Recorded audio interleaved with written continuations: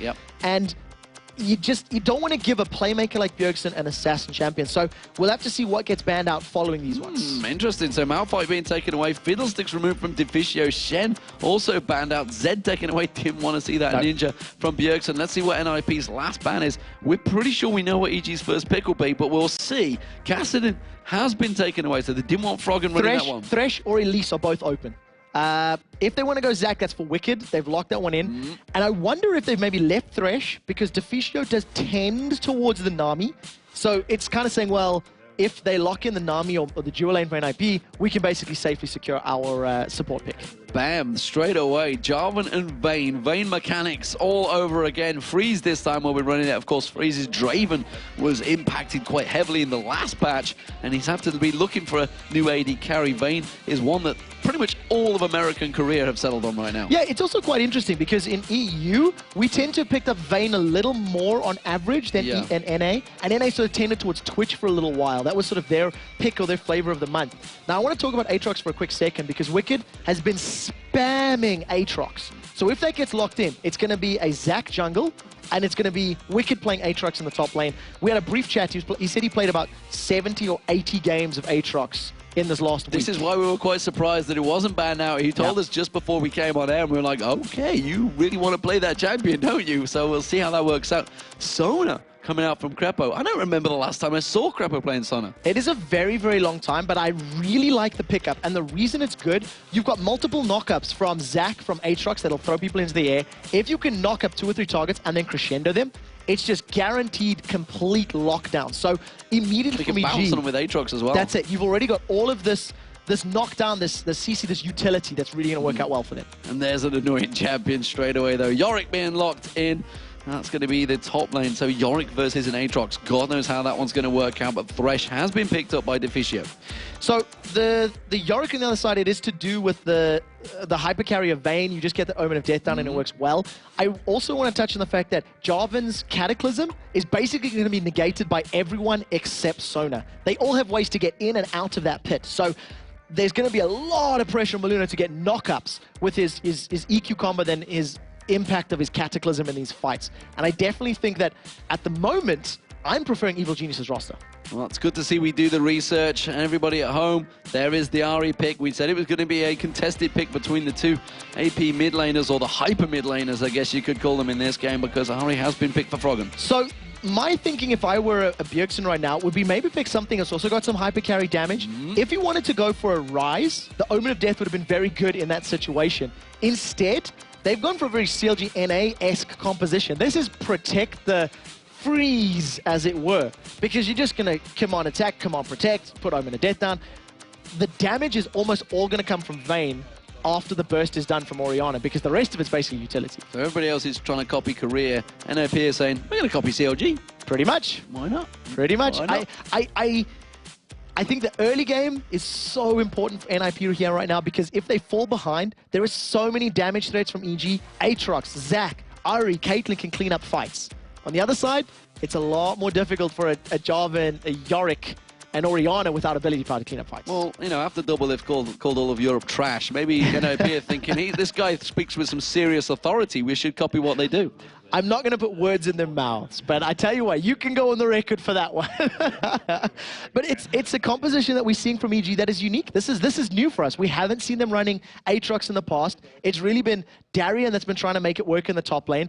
And I'm going to, call apart because it's mixed results. He has been very good, and he has been not so very good on that Aatrox. So we'll have to see how good Wicked's practice has been with these 70-odd games. He reckoned he's got a 65% win ratio. 65% in solo queue is pretty decent at Challenger Diamond 1 level. Yeah, when you can't control the rest of your teammates. We'll see how it works out for them. I always love to see which summoner icons these guys choose. They don't always pick their own team, do they?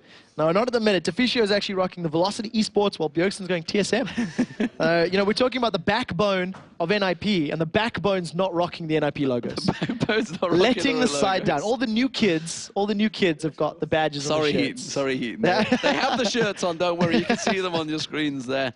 And there is Evil Genius. These guys finished 3rd place in the World Finals at Season 2. Can they make it to the playoffs? That is the question, let alone the World Finals. At the moment, moment the question is being asked, and we'll see how they respond. There's Evil Geniuses. They are going to be the blue team on your screens, and Ninjas in Pyjamas will be starting out as the red. My question is if Evil Geniuses want to put themselves in a lane swap position right now. I think Aatrox against Yorick will be a pretty even matchup. They both have very good sustain in lane, and Wicked may be able to out-sustain Mimer's Yorick because he's based on mana in these very early levels. Wicked simply needs to auto-attack with that Bloodthirst, Blood Price on his W. So I think they would want a 1v1, but we'll have to see if they agree or if they're just going to deal with the 1v2 situation. The Geniuses are setting up for a potential late invade here. They're going to a good position to try and get some wards down over at that red. We do see Freeze there. They jump straight on him. Wow, he had to tumble away so quick from that one. Very nearly caught out. Quick reactions. Yeah, very good reactions there from Freeze. I think even if the knockup had landed, it may not have been the end of the world. He still had barrier and flash, and there was nobody else following it up. But nonetheless, early ward down, some vision control here for EG. And remember that the camp spawn at 2:05, so any of these delayed invades could be a little bit more impactful. So they did manage to get that ward in.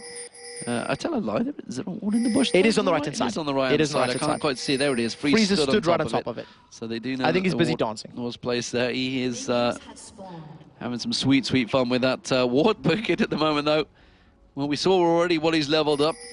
I'll see how that works out for him. And are we going to see lane switches? Yes, we are, but it's actually going to be a 2v2 in the top lane.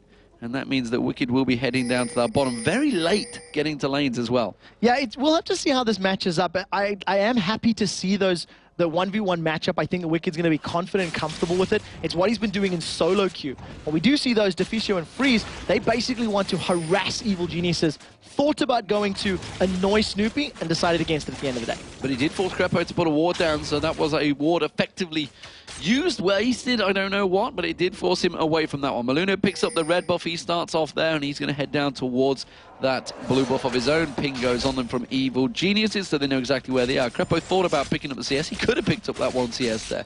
It got wasted. So we'll see how this early game goes, because both teams have got very good advantages. Crepo's playing quite aggressive as he eats a flay from Deficio, and I think the sustain of EG will play it in longer fights. Wow, Ignite's already been used in the bottom lane. Mima and Wicked putting the Ignites down, wanting to get aggressive on each other. And it looks like Wicked actually came out worse off in that trade. There's a lot of minions as well for Mima. So Mima starting off very well. As you mentioned, he's going to be spamming out that mana. We do see the hook landing on towards Crepo, but Condemn had already been used on Yellow Pete. Yeah, if Freeze had held onto that one, they could have pinned Crepo to the wall, but instead he blew it a little earlier, throwing Yellow Pete away to safety. Let's take a look at the bottom lane, because I want to see how Wicked handles the focus from Mima, because Mima's just going to be throwing those ghouls out as long as he has mana to sustain. He's at 50% right now. Once that gets lower, that's Wicked's opportunity to go in, last hit, get his health back. And Snoopy was looking to come down and try and help out there. He's actually in the Dragon Pit right now, knows that there is a ward just there, which is why he hasn't going to cross. Is he going to sneak up towards the blue or maybe go for an invade? No, he's sneaking around, but he's actually unseen right now with that double buff. Let's see if he slingshots himself in towards Bjergsen. Meanwhile, Maluna doing exactly the same in the top there. The exhaust get used on towards Freeze. Crepo well deep out of position here. He could get knocked up, forces the flash, but he's going to get taken down by the Dragon Strike. And now Pete's in trouble. He has the 90 caliber net away, but he is going to get to safety, but First Blood comes down. Yeah, I'm not quite sure why Evil Geniuses were playing that aggressive that early. Simply put, Crepo was too far overextended, and he got himself caught by that hook. So good play by NIP, and Maluna being at exactly the right spot at exactly the right time. Yeah, very good work by the jungler, and we've seen some fantastic Jarvans of late, certainly in Korea. Yeah, you know, we were talking about that during the OGN quarterfinals, and I think it was Bengi who was absolutely blowing our minds with his performance. What I do want to touch on is that Maluna was up in that top lane around about 4 minutes. In the previous game, Alternate secured First Blood on a 3v1 tower dive at about 4 minutes 20, 4 minutes 30. So I want to keep my eyes on that as the games progress, because that might be the new 3-minute 3-man tower dive. It may now be the 4-minute 3-man tower dive. It's moved it on a minute. Every little minute counts. Wicked, meanwhile, he's having a fun time of it down against Mima here. He has actually stepped ahead in terms of CS, despite the pressure he had early on. We are seeing Snoopy also looking to sneak around. Talking about that 4-minute, 5-minute tower dive, he's going to walk straight into a bush, so gets spotted by the ward. So we do see that Mime is already starting to back off. He has his flash available, and Yorick is actually pretty frustrating to try and gank. He does have an on-hit slow, from that ghoul that he's just thrown down. If he manages to land his Q, he gets a movement speed increase as well. So on condition that there's some minions around to smack in the head with that shovel, he can get away safely. He's doing relatively well in this lane so far. Hopefully we can get a look at Wiki, because we don't see, I'm sure, obviously a lot of Aatrox being played lately. See how he's leveling up at the moment. He's at the moment still maxing his E ability, which is the Blades of Torment, the on-hit slow. Yeah. And it's what you do tend to see from Aatroxes in 1v2 situations. So he's basically just saying, I can't deal with all the ghouls of Yorick, and he's keeping himself further back and playing it safer. Playing it safe at the moment. In the top lane is certainly going to be Deficio and Freeze, or Defrizio, as he uses the lantern to pull in there. Crepo's going to get caught again. Gets the knock-up straight away. Crepo's a dead man. That's going to get finished off. Can they get the second? No. Forces the flash from Yellow Pete. Another brilliant gank there from Maluno. They chained that, dark passage into the Flay perfectly. And Deficio 002, he set up both of NIP's kills so far. Very good setup there. And again, it was poor Crepo getting spotted out there. The lantern being thrown out for vision. Yellow Pete actually dodging out the hook. And Deficio playing very aggressive on Thresh now, and seems to be working very well for him. Yeah, and remember that Vayne's early game is a little slow. Snoopy's charged up the slingshot. They're thinking about picking the fight. They've caught Deficio. They're going to go on towards Deficio. Will it be enough? He tries to put the trap down. Piltover comes across, but he hasn't really got the damage. And instead, he has to put some damage back down onto Freeze. Freeze use that condemn, I believe, to keep Snoopy at bay. It was a very good condemn, because if Snoopy had got a little bit more of those stretching strikes or unstable matters off, there may have been enough damage to kill Deficio. Maluno has once again smelled blood in the water. There's no flash on Yellow Pete. So if a good knockup comes into play, this could be the third kill of the game. But remember, Deficio is very low. And EG being baited into this one. They think they've got the pride of position. We do see Froggen actually making his move up there, but he's already going to see Maluno coming in. He's snuck himself round towards there. But we also have the Bjergsen making his way up towards the top. Ward's being spotted out. Maluno has to give himself visual preferences to say, hey guys, I'm here. Just get away from our turret. Yeah, so managed to back away. Both of our mid laners are now level 6. Froggen does manage to land a good charm into Deficio. That Orb of Deception, not quite as powerful as it needs to be with just those doubled orange rings. Froggen for so long had pride of place in Danish hearts as that main mid laner, but Bjergsen definitely stole a lot of fans away, I feel, over the last 2 splits. He's played fantastic performances in that mid lane. The young 17-year-old who only joined us in week 3 of the spring LCS, you sometimes forget just how young these players are. Yeah, and he's playing so well. Right now, we do see Crepo, Yellow Pete, and Snoopy stacked up in the top lane. Snoopy's trying to get one more back. He needs to try and put Freeze a little bit more on the back foot, and more importantly, try and make Deficio think twice about going in for every single death sentence. And I think if he does manage to put a little bit of pressure and aggression in this top lane, NIP may play a little more passive. Well, Snoopy doesn't really need to do a great deal in the middle, so there's no reason he shouldn't just focus on the top lane. The bottom lane is actually being won out by Wicked. You can see in terms of the CFs, he's actually starting to step a lead. He's going to go back and buy at the moment. There is Snoopy going back in once again. Gets condemned again, but instantly they catch on towards Deficio. This time they may well get themselves a kill. There's the Piltover. It's Pete that picks up the kill. And very well played by Crepo to get the slow onto Deficio. He actually flashed down for that power chord E, the Song of Celerity, got the movement speed debuff, and it just allowed Yellow Pete to land that Piltover Peacemaker perfectly. So the very first kill on the board for Evil Geniuses, and it does go to the AD carry. We talked about these guys in the featured matchup. They are bang on even right now in terms of CS. There's the Shockwave. He's not going to put enough down. Froggen quite happy to stand there. Took a good chunk of his hit points off, though, and he's going to go off and get himself the blue buff. Yeah, that's basically Bjergsen just saying, just back off, be aware of this. I've got the cooldown reduction from blue, so I'm going to get my ulti up a little bit more quickly, and he just wants to try and take a little bit of control in that lane. It's bang on even. There's one creep separating the 2 Danes. Tear of the Goddess picked up by Mime. It's going to take him a while to complete it, but it's definitely going to be a long, drawn-out fight here between these 2 teams. I think we're on for a long slog here, but it's going to be a close battle. Both these teams know what is at stake. So not only are we going to see 2 teams sort of farming this one up, because you've got straight matchups of 1v1 and 2v2, neither opponent's tower has really been hit very much, if at all. We do see that NIP have got very good timing. They managed to get in there, sneak away the red buff, and that's the first real invade we've seen from either team at this stage. We do see Shockwave is not available for Bjergsen, so kill potential on Froggen is lower. Yeah, he didn't get in the Wraith, though. He's just what he's trying to do, trying to upset Frog and try and make sure he can get across that major Wraith. Meanwhile, Snoopy's just thinking, well, great, they've just taken away my entire bottom jungle. All they've got is the golems to go to, which means he will make his presence known. He's going to have to start pushing maybe a little bit more into the lanes. Maluno, though, he's been standing up nicely for kills so far. Got himself the first blood as well as an assist. Wicked very aggressive here. May get caught out going too deep. Bloodwell is active and he's got Dark Flight and Flash. So if Maluno doesn't get a good knock-up, Wicked may be able to get away. He's got slowdown. Here comes Maluno. Oh, he tries to use the Dark Flight, but he got caught out. That's the Flash. It's not going to be enough. Kill will go down. There's the Bloodwell, but it's simply not going to buy him enough time. We do see Snoopy coming in, but he can't buy the time for him required. And that was a really good interrupt by Maluno. Slid through the moment he went for that jump. What Wicked should have done is opened with Flash, followed with Dark Flight. Yeah. Flash would not have been interrupted by that knock-up. It would have got him away instantly. Unfortunately, that little bit of cast time, you've seen he was halfway in the air and got knocked further up in the air. Another kill for NIP and another kill on the board for Maluno.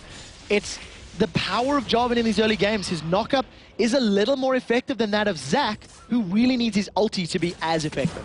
Fantastic job by the jungler of Ninjas in Pyjamas so far. We do see a needlessly large drop being picked up by Frog, and meanwhile Athene's and Holy Grail has been completed by Bjergsen. So look for those two mid laners to maybe begin roaming, or more importantly, start looking to kill each other.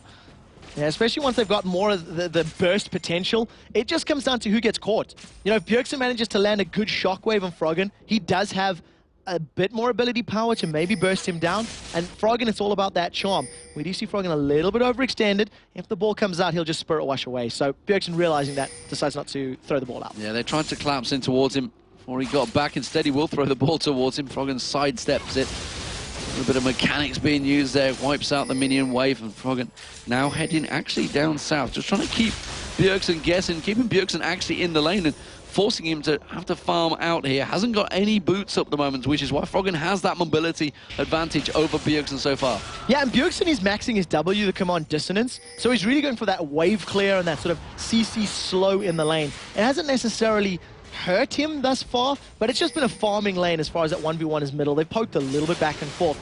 Wicked, we do have to talk about, he's got a 20 CS advantage, and considering how low he was early, it's a good position to be in. Look at the top lane, Snoopy's coming in. Snoopy is coming in, but it also is Maluno. You can see around the side, Deficio's set up a couple of kills already. May throw out. He's got Crescendo.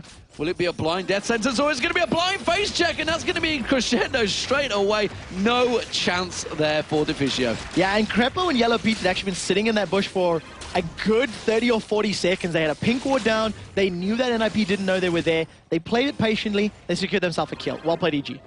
I gotta be honest, there was two ultimates used there. I think that was a little overkill. Shockwave comes through, misses out on Frog, and actually didn't use anything to get away from that, simply sidestepped it. Yeah, he just stepped out of the range. I think he realized that Bjergsen was going into it. We do see that in the bottom lane. Ignites have been traded by respective top/bottom laners, and they just carry on to trade. And now, with that build with a Cutlass, Wicked's got so much kill potential on They're going for Dragon, they realize that. They go like, guys, the Shockwave's just been used. Let's head straight down there. There's no major weapon right now. Mimas took a lot of damage in the bottom lane as well from Wicked, so the rest of Evil Geniuses are reacting to this one very well. They've stacked up well. This is going to be a 5-man Dragon attempt at the 13-minute mark. It's just sitting in the pit casually. Now, crucially, there's no Crescendo available, nor is there a Massacre available for Wicked's Aatrox. So if a fight happens, those are down, but it doesn't look like NFP are going to want to contest. No, they're not going to be able to get close to this one, and the Dragon is going to go down fast. Remember back to last game, SK Gaming controlled every single Dragon, won out the game. Can Evil Geniuses do the same thing here? They desperately need a win, but then again,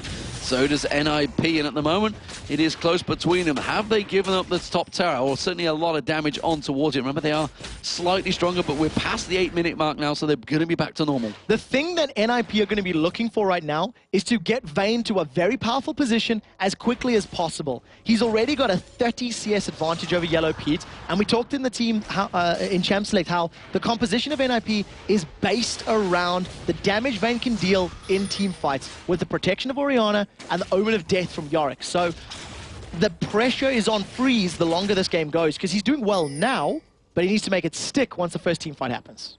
He's going to see whether it works out for him. Froggen's going to pick himself up the second blue buff of the game. No contesting coming out from either team, really. Not putting pressure on those blue buffs. Bjergsen, you can see he's got these blue buffers of his own right now. Shockwave is back available, as is Froggen's ultimate, so they're going to be Be able to dash at one another, and really interested to see how that one's going to work out when they do go for it. There's the Spirit Rush. The flash comes out from Bjergsen. Has to use that defensive ball to try and get away from it. Shockwave was also used. So, as we mentioned, Froggen, once he goes aggressive, he seems to have the advantage over Bjergsen right now. It's all about the ball control. Froggen is reading Bjergsen like a book right now. Every single time he thinks the Shockwave's coming in, he sidestepped the second one. The third one, he Spirit Rushed forward and landed a charm. He just knew it was coming, and he decided to go, on the offensive. The best defense is a good offense, and Froggen's playing it perfectly. Playing it very well. Maluno's forced to clean out those minion waves, which means obviously Maluno's gain is actually Bjergsen's loss, which at the moment isn't such a big deal because they are 150 to 152 CS. Very close. Wicked's going for it here on the turret. Can he chunk that turret down quick enough? Yes, he can. Mima realized he's in trouble and he had to back away. So that's very good play from Wicked. He uses the ultimate, which gives him that additional attack speed and additional attack range, so he can sit a little further back, but mostly just hammering that auto attacks as quickly as possible.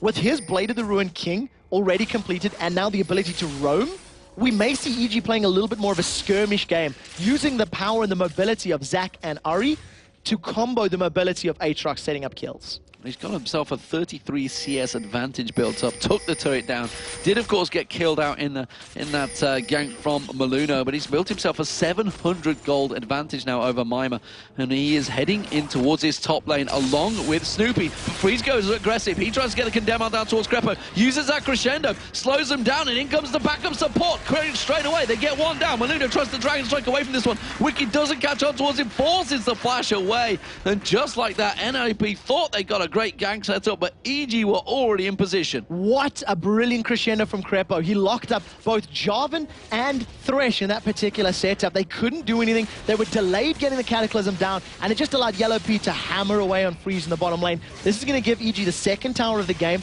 and a nice sizable gold lead to work with. So another one picked up for EG. As you mentioned, it gives them that 2k gold lead. They did pick up the Dragon already as well, which means they can look for another tower, and it seems to be the mid lane. Everybody's rotating down towards here. Bjergsen's already stepping away, uses the Shockwave, and Froggen gets a bit of damage down. Froggen has to use his ultimate to try and dash away from it. Took him down to half hit points, but look at this in the jungle. We can see Wicked and Snoopy, they're clearing out the wraiths. If the charm lands, they may jump over the wall, but it didn't. Bjergsen was able to get that movement speed from dissonance and just sidestep away. All of a sudden, with the towers down, NIP are defending. Look at that ring of vision in the top half of the jungle. I mean, there's Mima using his ultimate just to try and force the tower as low as possible, but he spent so much time on his side of the river, it's only 50% HP. And Pete's managed to get himself down there, and now he's actually buying himself some free farm while the rest of Evil Geniuses had stacked in that mid lane. As it stands at the moment, it's Wicked and Crepo defending out this mid lane, keeping the pressure on.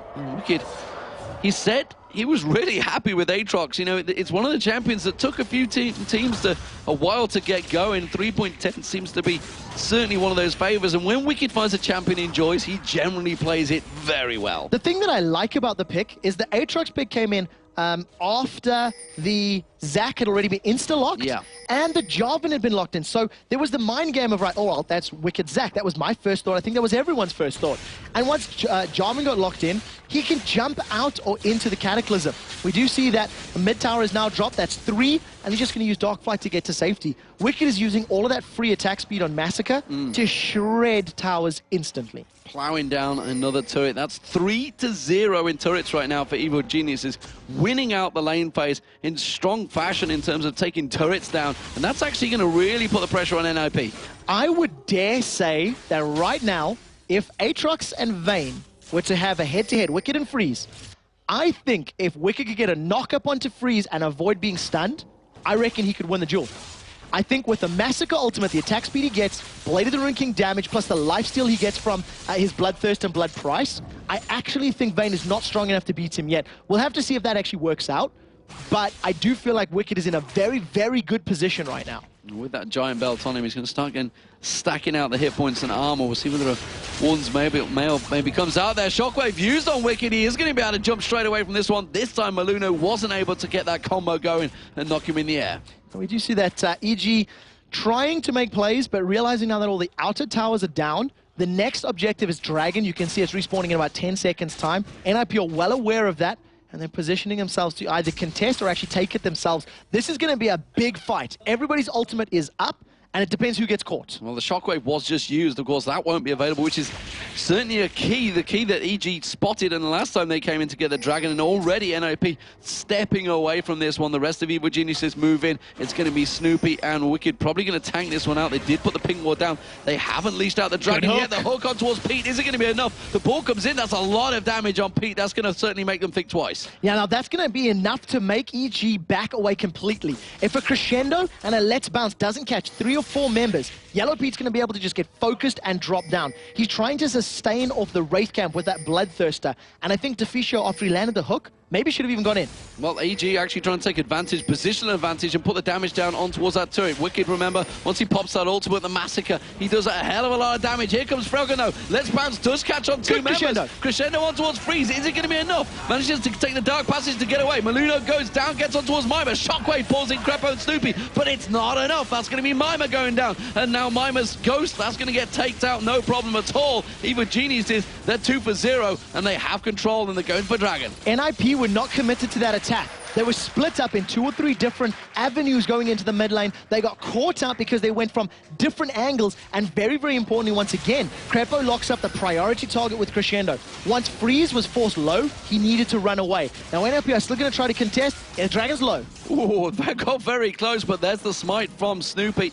Remember, he is 3-0 currently since Shaka joined. Pressure on him to keep that 4-0 win streak going, and when a better time to do it than Super Week, when you are up against the pressure, and of course with SK Gaming chasing them down. Have they going to bought themselves a good bit of time for this inner turret? No. Evil Geniuses are there to protect it. Snoopy's going to have to put some damage down on these minions. Wicked coops them out there. Oh, has to jump away from it, but that middle turret took a hell of a beating. It's going to go down the next wave. And the one thing that you just got demonstrated in that mid lane is just how good the wave clear is from Evil Geniuses. If you think of the respective AoE line nuke missiles, Caitlyn, Zac, Ari, even Aatrox has got the ability to clear out those conga lining minions. So it makes NIP's sieging power even more difficult, especially when you consider they got a short-range carry like Vayne. So in those tower defense situations, EG have the advantage. And we talked about it in the opening of the show, how much the junglers have been building ability power. We see Snoopy now getting himself that haunting, guys, along with the Giant's Belt now that she's just stacked out. They're heading towards the top lane into Pyjamas. Wicked is there. There's 4 members at NIP, though, and just Crepo and Wicked in the defensive formation. But look at this, Snoopy and Froggen already close by.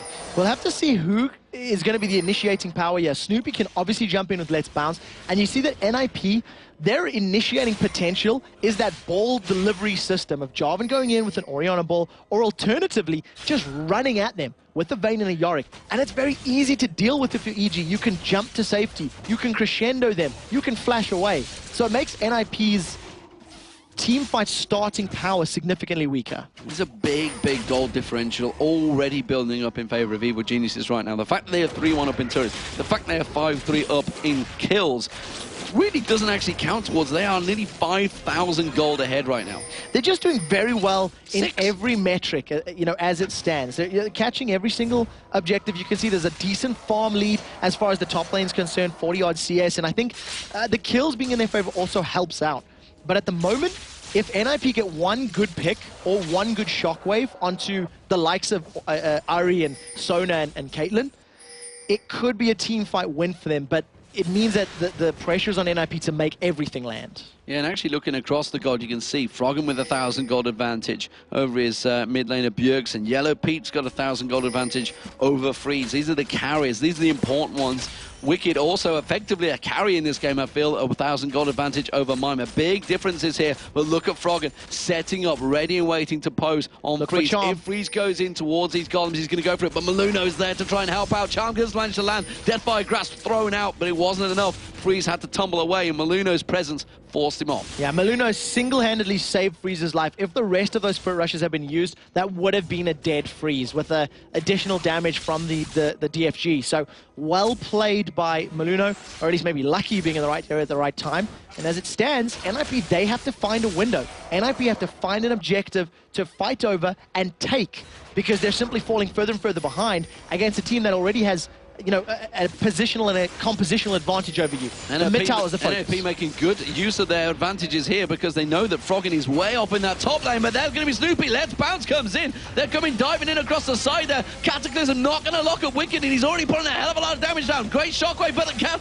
Crescendo catches on towards Pyjamas. Pyjamas goes down. Krepo gets caught out. Freeze picks up the kill there. It's a 1-for-1 right now. Evil Genius is still very low, but Yellow Pete and Froggen now chasing in this fight. Froggen does not have his ultimate available though, so he can't chase them down. It took Evil Geniuses too long to get to the damage and the backline of NIP. You've seen that Bjergsen was the only victim of that fight. Omen of Death wasn't even used, and Freeze basically went untouched. So what EG needs to do to win those team fights more convincingly is focus down the AD carry. They did, however, trade a support from mid laners. So at the end of the day, it is still a victorious fight for EG as they take the blue buff as well. It was a support from mid laner, but Froggen wasn't there, so they didn't really have anyone to chase in there. Nevertheless, they picked up the blue buff as well, and EG seeming to be in control here, but NIP, you can't count them out. That was good positional advantage play from them. They realized that they had their mid laner missing, and they tried to put the pressure on towards that inner turret. And actually, since EG have took down those 3 outer turrets, they really haven't put any pressure on any inner turrets so far. It's too risky to go that deep. They don't have enough items, or they're not that far ahead to go onto the, you know, the second lane of towers with complete impedance of being attacked and being jumped on by the members of NIP. So I think it's tactical play. I think it's intelligent play from EG. And look, they're extending their lead. I mean, they were, what, 3,000 gold up about 10 minutes ago. That is now extended to just shy of 5,000 gold. So if they continue this upward trend, they'll just build that big buffer of items and put themselves in a very good position. Pete is a long way away from this one, and the moment NIP realizing it again. He's in the top lane, continuing to get some free farm going. NIP are gathered in this mid lane to try and put pressure once again on the inner turret. They're going to jump in. Cataclysm comes in there. Shockwave. And the Shockwave ball delivery system. Krepo is going to go down. Had an Oracle on him. It's not going to matter too much, but it is going to force them away. And NIP managed to get themselves another small victory on the map. So it's a 35-second timer until Dragon. NIP should roughly know when that is, but it is only 25 seconds till Krepo's up, so they may be able to force a 5v4 Dragon engagement, which is why they're hanging around this mid lane. The question is, do NIP have the timer on this one? It does look like it at the moment. Remember, Krepo did not use Crescendo. They didn't get a chance to. Bjergsen's Shockwave and Cataclysm were down, and I think they're going to be up in time. They're going to, yeah, you can see all of NIP actually backing off. They know the Dragon will be available, like you said, but look at EG. They're thinking, well, fine, you know you're going to try and delay us for this one. We're going to put pressure on your mid turret. So we'll have to see how well EG can, you know, focus it down. The last time this worked in their favor because NIP had a very sloppy engage after the Dragon attempt, if we can call it that. And you can see NIP, they're more tightly knit. They're grouped up. They realize the mistakes of the previous fight, and they're staying stacked as a 5-man unit. And Wicked with that Rannian's Omen now, he's going to be a real pressure presence on Freeze. He's going to be diving for him. You can be sure of that. He's actually putting a lot of damage out as well. You talked about it earlier on and how close he'd be in a duel with Freeze. And as it is, Evil Geniuses, they're going to get on this Dragon. We may see a dive in from Maluno. Has got Smite available. No, he's going to get locked up on Charm. They could have taken the Dragon. Instead, they're going to try and take for the kills. Look at that, diving in. That's going to be Wicked picking up 1. Picks up 2. Great Shockwave coming out from Bjergsen. That gets down on Krepo, though. But here comes just around the side. He will manage to get into a second one. Freeze in all sorts of trouble. He gets caught out with a Piltover Peacemaker. That's a 4-for-1. And honestly, Maluno got away with a slither of health as well. Evil Geniuses have decided the tower may be more important. They have a lot of damage. They may even try Baron. This will take a little while. And remember, Baron has been changed in 3.10. So whoever's affected by that Baron corrosive goo is going to have the damage reduced by 50%. A very good team fight in the river. Mima used his Omen of Death on Bjergsen. If he'd used that on Vayne, I wondered to myself if it could have worked. Look at the lifesteal on Wicked. He's just chomping his way through this. Oh, he didn't want to tank it, though. Bloodwell. And that's his passive used already. He just actually caught the aggro, and you said this is going to be a dangerous Baron. It is a very dangerous Baron. Maluno might be thinking, looking at this for juicy targets, he could slide through in Cataclysm and put a hell of a lot of damage down. He's going to go for it. He could try and get the Smite in. It gets charmed up. Flashed out. Can he manage to flash out? He could have Cataclysm back, but EG pick up themselves up a Baron. I don't understand Maluno's thinking there. Cataclysm was available. He had Smite available as well. If you're giving Baron up, at the very least, throw your life at it. Try Cataclysm, lock them in, buy time for Baron to hit them. I'm not quite sure I agree with that decision-making. At the end of the day, Evil Geniuses secure Baron Nashor for themselves and a 9,500 gold lead. NIP going to try and take advantage of the fact that EG all had to back off. They're going to get themselves this inner turret. Crepo can't do anything about that one, that's for sure. So a small little tactical advantage, but Baron was lost. It's 3-2 in turrets right now. The gold advantage heavily in favor of Evil Geniuses after winning out the lane phase. The pressure is now on for NIP to find a pick multiple times. They need to be able to insta-gib somebody from EG before a fight happens in order to win the fight. And when you've got two opponents champions with a built-in GA, you know, the Zac passive and the Aatrox passive, that becomes infinitely more difficult because you can't focus them or target them down as your first priority. So the pressure very much on Ninjas in Pyjamas right now. The teams would effectively trade places. No, they wouldn't. They wouldn't. Tied. We talked about it at the start because EG is still going to be 3-1 down even if they win in this matchup between them. But there's Wicked chunking down another turret with the rest of his team. With that Baron on now, there's nothing really stopping them, just continuing to push on through. So we're going to catch just Siege. I mean, the minion waves are slowly in their favor. It is still fairly, you know, mid-game-ish. You can see Last Whisper complete as well as Bloodthirster. Yellow Pete's got a lot of auto-attack damage done, but no attack speed increase. So it's like a little bit longer to get these towers down. If Aatrox can get up there, that'll go quicker. And Froggen's jumped in. Froggen tried to get in there, tried to manage to cast the charm, didn't happen, which means they were all forced to back away. They're going to steal away the blue buff though, take that away from Bjergsen. That's going to slow him down. The Dragon's going to be up as well, so they're going to jump in for that one. They're going to take away every little bit of resource they can from Ninjas in Pyjamas. Yeah, that Dragon's been standing since the previous fight that happened. And the NIP think they may be able to get onto a tower. Ooh, so we'll see how quickly do EG respond. Who has started to recall? It looks like Wicked right now, and EG may jump in from behind. They're not recalling, now they are. They're actually going to back off. But I tell you what, NIP may have stolen themselves a march here. They're going to get on towards this inhibitor turret. Have they got enough damage? Wicked and Snoopy are going to come from behind. They've got half the damage down on this inhibitor turret already. Now they're backing off. Great play from NIP. Is it going to be enough for Wicked? They're going to try and close them down. Snoopy's coming across the side. The rest of the team are not in position. Great little play from NIP, but the chase is back on. EG are doing roles reverse. They're now running up the mid. Look at the top lane as well. There's a massive wave of minions on that tower. If I were NIP, I think they may have been better off just recalling at the blue buff and getting into position quicker. We don't see any home guards on the side of NIP just yet. Instead, they've picked a fight. They want to play. They've split up. This is dangerous play because Evil Geniuses have got the Baron on. Snoopy gets in. Let's Bounce comes in. Maluno gets locked up. He gets dropped. Froggen picks up the kill there. Crescendo comes across, catches 3 members. Shockwave on towards 1, but look at Froggen. He's cleaning house. Gets himself a triple. Gets himself a quadra. And absolutely massacres NIP. That's an ace, and that was a clean fight. Why would you fight open territory Baron team? The 10, the massive death timers are in favor of Evil Geniuses, and with the attack damage of Wicked's Aatrox, they may even be able to finish this one up. Inhibitor is down. 15 seconds are on the clock. They're on the Nexus turrets, and EG may have tied themselves up with score with Ninjas in Pyjamas in the first game of Super Week. Crazy play. Sometimes it works, but sometimes it backfires horrible. And Evil Geniuses get themselves the first victory of the Super Week in impressive style against Ninjas in Pyjamas. It was a strong performance, and I think straight away we're going to see a ban on Aatrox for Wicked. Ladies and gentlemen, 1-0-13 Snoopy. He is currently 4-0 since Tenerife. He's picked 4 games, he's won all of them. And if you look at the other carries, Look at that. Froggen 0 deaths. Yellow Pete 0 deaths in a 33-minute game. Crepo involved in every single kill of the game. 1-5-14, only 15 kills in the entire game. You also look at Snoopy, 1-0-13. He was close to just 1 away. And Pete, 4-0-10. How much abuse has Pete taken over the spring-summer split? 4-0-10. Fantastic performance from Evil Geniuses. So there's 2 things I want to point out. Number 1, we questioned the Sona pick. We're like, well, we haven't seen Crepo on Sona. His crescendos were perfect. I cannot fault a single crescendo that he used that entire game, bar for the fact he missed freeze once. But that's me being a scumbag. Secondly,